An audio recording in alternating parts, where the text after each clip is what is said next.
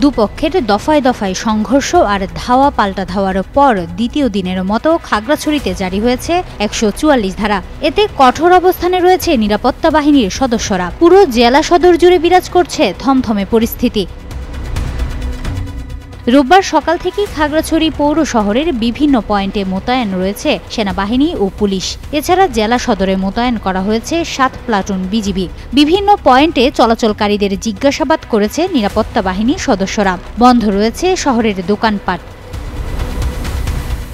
সকাল থেকে জেলার কোথাও অপ্রীতিকর ঘটনার খবর পাওয়া যায়নি। এর আগে শনিবার রাতে সাজেকে আটকে পড়া ২,০০০-এর বেশি পর্যটককে সেনা নিরাপত্তায় গন্তব্যে পৌঁছে দেওয়া হয়। শনিবার জম্মু ছাত্র জনতার ডাকে সড়ক অবরোধ চলাকালে খাগড়াছড়ির মহাজনপাড়া ও উপজেলা পরিষদ সংলগ্ন এলাকায় দুপক্ষের ধাওয়া পাল্টা ধাওয়া ও সংঘর্ষের ঘটনা ঘটে।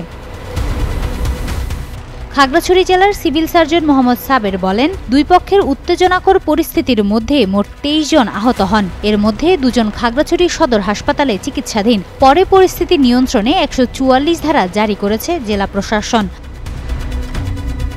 খাগড়াছড়ি জেলা পুলিশ সুপার মোহাম্মদ আরিফিন জুয়েল জানান, পরিস্থিতি নিয়ন্ত্রণে সেনাবাহিনী, বিজিবি ও পুলিশ সার্বিক নিরাপত্তায় যৌথভাবে কাজ করছে।